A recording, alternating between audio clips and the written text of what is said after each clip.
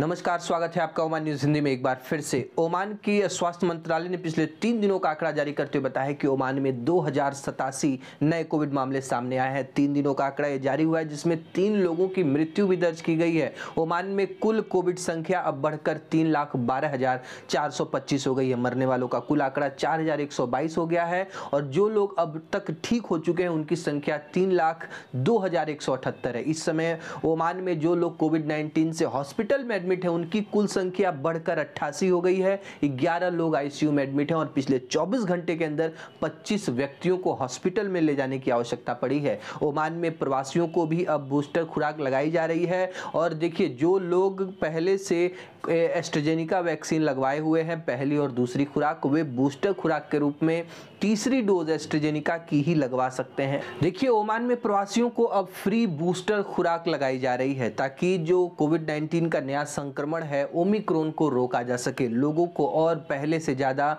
रोग प्रतिरोधक क्षमता के लिए मजबूत बनाया जा सके। ओमान में भारी वाहनों के प्रति जो बहुत बड़ी कार्रवाई की गई है, परिवहन, संचार एवं सूचना प्रौद्योगिकी मंत्रालय के भूमि परिवहन कानून से संबंधित कई उल्लंघन दर्ज किया गया है, जिसमें जो गाड़ी मालिक हैं वो वाहन में जो तय जो लोड की कैपेसिटी है उससे ज्यादा सामान लोड कर रहे हैं। और देखिए, बहुत सारे लोग बिना परमिट के अपने गाड़ियों को कंपनी में लगा देते हैं ताकि ये काम के लिए अपने एक बिंदु से दूसरे बिंदु तक परिवहन कर सके, जिसके लिए परमिट की आवश्यकता होती है। भूमि परिवहन के माध्यम से आपको परमिट बनवाना पड़ता है और जो लोग विदेशों से गाड़ियां ओमान में लेके आ रहे हैं, सामान लेके आ रहे हैं, वे 7 दिनों के अंदर उनको अनलोड करके वापस निकल जाना होता है। लेकिन इसमें भी उल्लंघन दर्ज किया गया है कि लगातार 7 दिनों के बाद भी जो गाड़ियां हैं वो ओमान में रुक रही हैं। ओमान में अवैध रूप से जो माल ढुलाई का काम कर रहे हैं, जो कि पूरी तरीके से गैर कानूनी। रॉयल ओमान पुलिस ने 49 लोगों को गिरफ्तार किया है उत्तरी अलबतीना से। जो 49 लोग एक नाव में सवार होकर ओमान में अवैध रूप से घुसने की कोशिश कर रहे थे।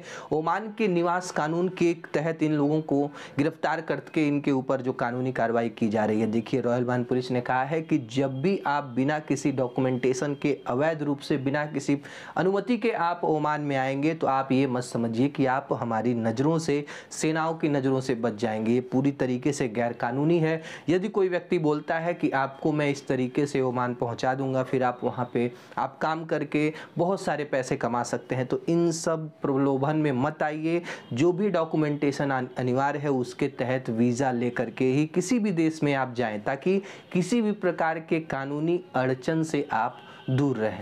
डोफार में एक प्रवासी के साथ बहुत ही अजीबोगरीब वारदात दर्ज की गई है, जिसमें एक पुलिस वाला व्यक्ति, रॉयल ओमान पुलिस का एक सिपाही, इस व्यक्ति को जाकर के इससे डराता है, धमकाता है, सिविल आईडी मांगता है और जैसे ही ये व्यक्ति अपने पर्स को निकाल के सिविल आईडी दिखाने की कोशिश करता है, ये जो पुलिस है इसको डरा के इसका पर्स छीन लेता है और इसके पर्स में जब पर्याप्त पैसे नहीं मिलते हैं तो इसको जबरदस्ती एटीएम पे ले जाता है और बोलता है जितना भी पैसा है निकालो। लेकिन ये व्यक्ति घबराया नहीं और इसने तुरंत रॉयल ओमान पुलिस की टीमों से संपर्क किया और रॉयल ओमान पुलिस की टीमों ने आकर जैसे ही सीसीटीवी रिकॉर्ड खंगाला, इस व्यक्ति की पहचान हो गई है, इसको गिरफ्तार कर लिया गया। ओमान में लगातार जो मंत्रालय हैं अपने काम के प्रति जो निरीक्षण अभियान है वो लगातार जारी किए हुए हैं, वो चाहे उपभोक्ता मंत्रालय हो या फिर ओमान का निवेश, वाणिज्य, उद्योग मंत्रालय। जी हाँ, इन्होंने ओमान के लगभग 350 फिलिंग स्टेशनों का निरीक्षण किया है, औचक निरीक्षण, और बहुत सारे जो पेट्रोल पंप हैं उन पे जुर्माना लगाया गया है क्योंकि पेट्रोल पंपों को एक हिदायत दी गई है कि यदि आप पेट्रोल पंप संचालित करते हैं तो आपके यहाँ कार में हवा भरने की जो मशीन है वो पूरी तरीके से उपलब्ध होनी चाहिए, स्वच्छ शौचालय होना चाहिए। कुछ स्टेशनों पर शॉपिंग स्टोर का भी जो अभाव मिला है और इन सब चीज़ों को देखते हुए यहाँ पे जो उल्लंघन दर्ज किया गया है।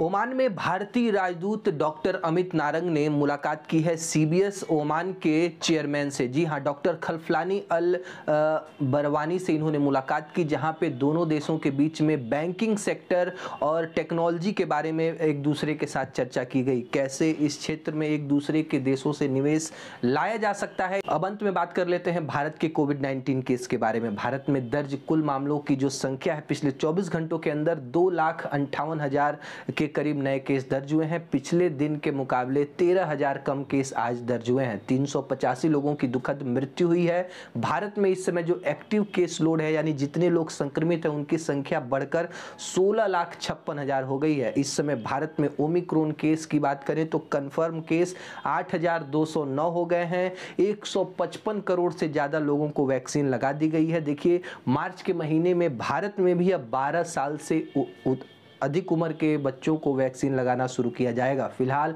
15 से 18 साल तक के बच्चों को वैक्सीन लगाया जा रहा है और आपने अपनी वैक्सीन नहीं लगवाई है तो प्लीज़ लगवा लीजिए। दोनों वैक्सीन लगवा चुके हैं तो बूस्टर खुराक के लिए आप अवश्य